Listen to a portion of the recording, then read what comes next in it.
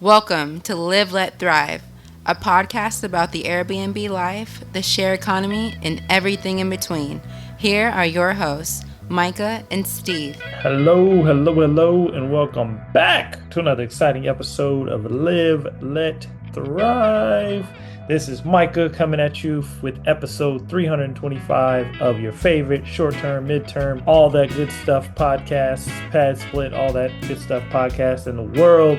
Me and Steve will be back recording in the studio next Tuesday, but I'm coming at y'all real quick as I just got back from Vegas. I had some fun out there. By the way, if you're married, make some time to just travel with you and your partner, you and your wife, man. It's relaxing and refreshing to the soul. But yeah, so since the last episode, a couple things have dropped. A lot of, it's a buyer's market. I've talked about that. But one couple things I definitely wanted to touch on was the the power of AI. I've been talking to a lot of like real estate investors. Because I told you guys I'm still in the Bigger Pockets forum, and I was just like shocked with the amount of skepticism or pessimism towards AI, like that people don't see the power in it. Because I was talking to a guy and he was talking about how he was using it to, get insights of his market that he was investing in. It was a really smart idea because I've done the same thing. You can use like anyone who's, I don't know, if you pay for the $20 a month version of Chat GPT or OpenAI, you can get the deep search feature, and the deep search feature is really really powerful. It can does like really deep research for like a subject you're looking at. Like if you're in a state like Arkansas where it's like public disclosure. If you sell a house, you can actually use deep search to run comps on properties. And it'll tell you what's sold in the last X amount of days because it's just public information. A state like Texas, it probably won't work. You're going to need MLS access because we're a non-disclosure state. But there's so much power behind AI that I think a lot of people are getting left behind, especially like from the entrepreneur standpoint, especially. Like I always tell people, like, I remember when me and Steve first started talking about AI, the first thing I said, I'm like, this is an entrepreneur's paradise.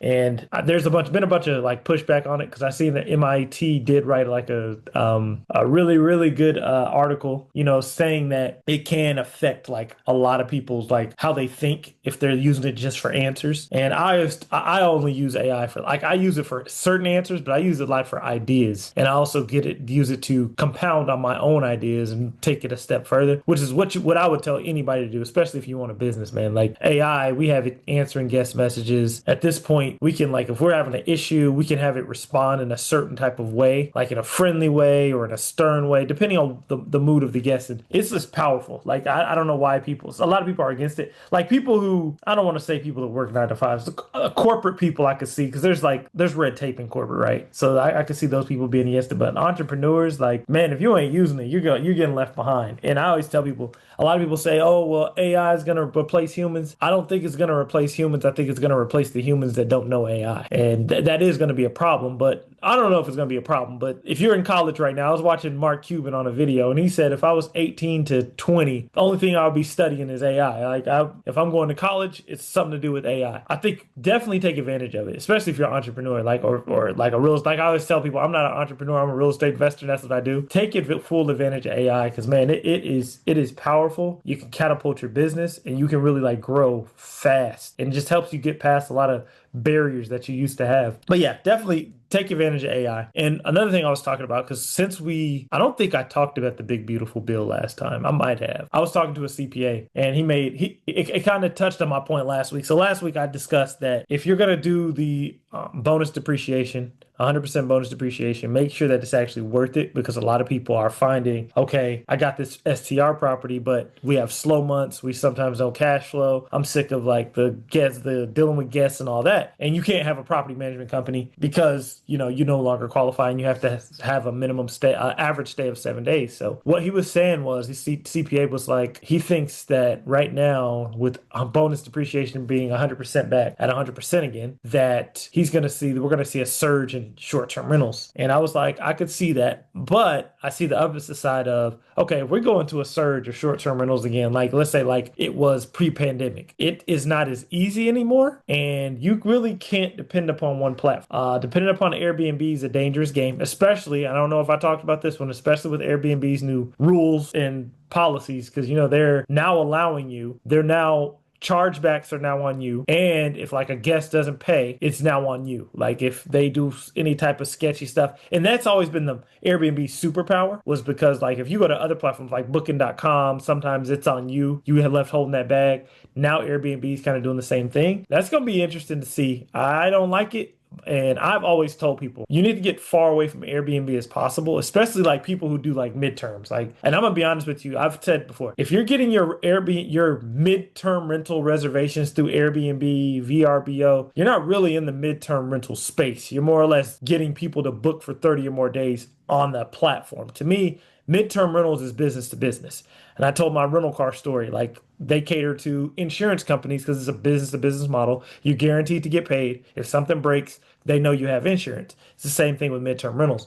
If you're depending upon Airbnb just to get those reservations or whatnot, and especially with these new change in law rules where you can be left holding the bag, even if they get complained on something and you have to pay them back in full, you're gonna be left holding that bag. So I've always said midterm rentals, you ain't getting them. If you're getting them through the OTAs, you ain't in the midterm rental space yet. You're just getting reservations on Airbnb, VRBO, whatever it may be. You're not in that midterm rental space yet, because you should be getting those people directly to you, and those people you should have a funnel of inbound lead. I don't care if it's from insurance companies, construction workers. If you have a StayFi, if anyone who doesn't know what a StayFi is basically when guests log into your Wi-Fi, they have to put their information in: first name, last name, email, phone number, and you can make certain things mandatory, certain things they can bypass, but you're collecting guest information. What I've been saying is, if you can't get clientele directly, just use those OTAs to build your clientele, but don't depend on it. That's been the problem. And I think that's why Airbnb continues to make these rules. And in Airbnb's defense, because I will say this, if I was Brian Chesky and I own Airbnb, I would do 100% everything I could do to cater to guests. That's where my money is, right? Cater to the guests. You hold no risk because you don't own the property, and let the host take all the risk. You know what I mean? You just play the middleman. A lot of people don't like that way of thinking, but if you're on their platform, they own the market share. They can advertise a little bit better than you. I mean, I would do the same thing, but like I was saying, you got to build that funnel yourself. Man, it's just a lot of changes coming to short Airbnb. So I would tell y'all right now, be very, very careful with like taking those reservations, because Airbnb, I can't see what's going to happen, but if it does turn into an issue, I don't know if Airbnb will turn back the wheels on making this decision on the chargebacks and all that, and the cancellations. In the guest complaints, I don't know if they'll retract. If they see it's a problem. I doubt they will, because I think they're in favor of the guest, which makes sense. So y'all make sure y'all are on your P's and Q's when that does happen. I think it starts if it hasn't started already, I think it starts in like September or August, I think. So y'all make sure y'all go read those rules. And I'm going to put a link in the show notes to all the Airbnb's new payment policies and all that stuff. So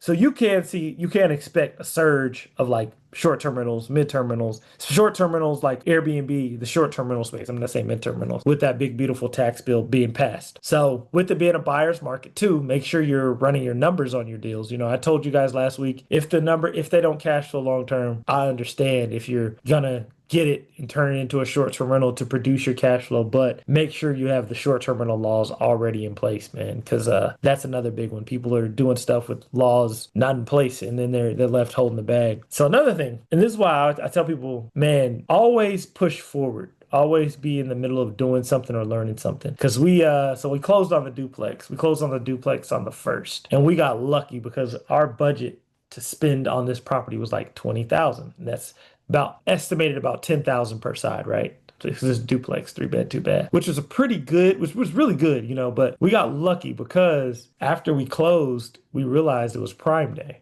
So it's the 10th. Prime Day stops tomorrow, I think at maybe 11:59. We got lucky because it was Prime Day. So we got to order all this stuff. Our cart took like a 40% price cut. So we're getting this stuff way cheaper than what we expected. So I was like, man, we got lucky. So man, I tell people, luck is when, what is it? Luck is when preparation meets opportunity. So we were prepared and an opportunity presented itself. So we were able to really, really get some good deals on Prime Day. By the way, I'm now starting to think maybe I need to start setting up my units and getting my units ready. And so we could just start using Prime Day as a way to set up cheaper units. Cause I think my next pickup, I'm going to start doing some flips in August. And then once I get some reserves built back up, I'm probably start getting another unit, another property. I like the small multifamily play, especially if we can get like a 3-bed, 2-bath. I'm loving that play right now. Like the duplexes that are 3-bed, 2-bath. I may look at something bigger just because, it's a buyer's market and you can catch deals right now. And I tell people all the time, if it's a buyer's market, negotiate. You don't want to be stuck making bad deals in a buyer's market. You overpaying for something you don't have to. Kind of, and I'll actually relate like a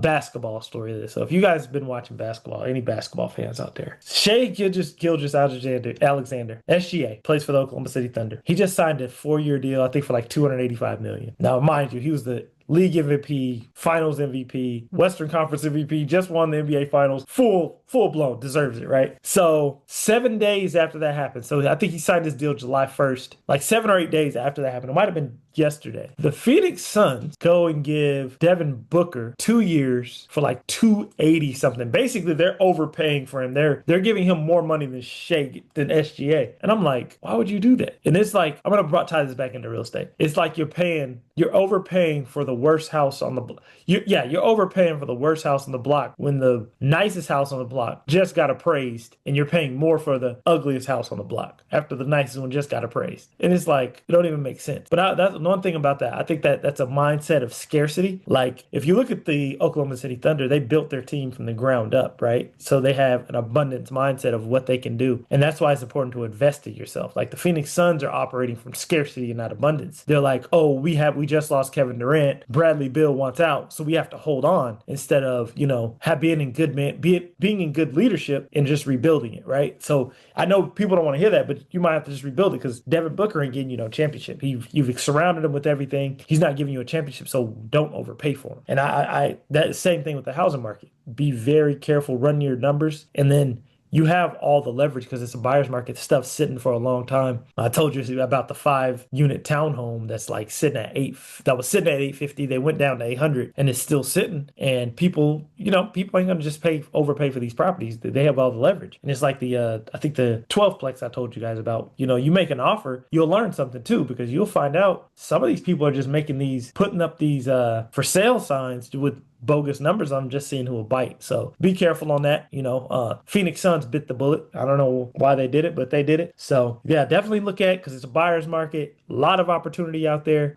Like the people that stand on the sidelines waiting to buy, I would say buy now if you can, because buying is a perspective of what kind of deal you're getting. Because a lot of people, they get bad deals, so they're holding off. They're trying to get the really, really good deals when there's blood in the streets. But if you can't operate in a market like this, you can't operate when there's blood in the streets. The blood in the streets, the people, the wolves, they're going to gobble those deals up. You know what I'm saying? So buy now, I would say, but buy in a good market. If you looked at my Instagram account, I showed the green places where I talked about this last week, and it backed up what I said. It's like the places that are green right now where there's affordable housing is the Midwest and the Deep South. And that's where all the cash flow is. So if you can get something out in there like Arkansas's, Tennessee was above. It was actually in the red. And I could see why, because so many people are moving to like Nashville, Gatlinburg. Tennessee's hot. So you're not going to get those really good deals out there. But like the Louisiana's, Arkansas's, Iowa's, I was looking like basically the Midwest and the South, man. You can get some really good deals right now. So if you're not afraid, if you live in those areas, you have the advantage. But if you not afraid to get your hands dirty and do some long distance real estate investing, definitely look at those Midwest and Deep South markets because they're hot and you can cash flow at like 7%. I have 2-unit properties at 7% and I'm cash flowing on both of them on long term. So if you look at if the interest rates go down, which I think they're going to go down because they're projecting it to go to 6.1% by the end of this year. I think end of next year. If you buy something at a 7% right now and the interest rates drop and you're able to refinance down to a 6.1, man, you're winning. So yeah, I tell people the best time to buy real estate was yesterday. So definitely look at buying.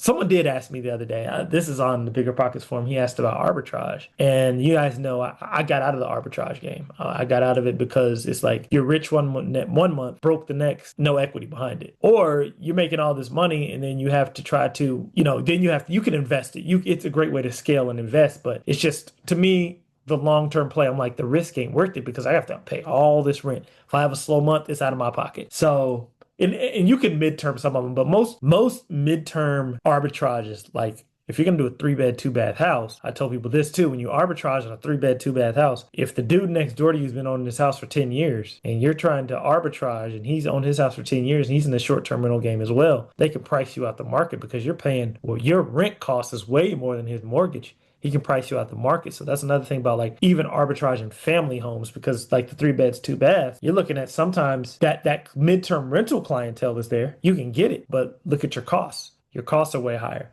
So, and then if you go to like the 2 beds, the 1 beds, 2 beds, I don't like midterms on those because my target clientele is families and construction workers, and they usually travel in groups. So I don't really like the midterm for like the 1s and 2s. But it's still a great thing to do. Arbitrage is great. It's just for me and my suggestion, I was just like, because this guy already had money, right? He already has cash. His problem was he didn't have the credit, right? So he was afraid of, he's like, oh, I can't get this because of credit. And I'm like, come on, if you go to a good enough market, you could take the L on the credit, get like you're going to pay a higher interest rate. But if it still cash flows with the higher interest rate, get the property, short-term rent it, midterm rent it, learn the game, and then go into managing other people. So now you're producing cash while you're working on your credit. So now you're winning on all fronts. So that's why I said I've gotten into I am more into owning and managing. I like that risk model better from owning. If I have a slow month, and most of the time I can always cash flow on owning. If I have a slow month, I can usually cash flow, but I got equity behind it. You know what I mean? It's something in the long term that I wouldn't want to give up. So, and then if also not only equity, you're getting the depreciation because the 100% depreciation is back. I'm not using that. I'll be honest, I'm not using that. But you got the depreciation, you get the tax write-offs, all that good stuff. So yeah, definitely.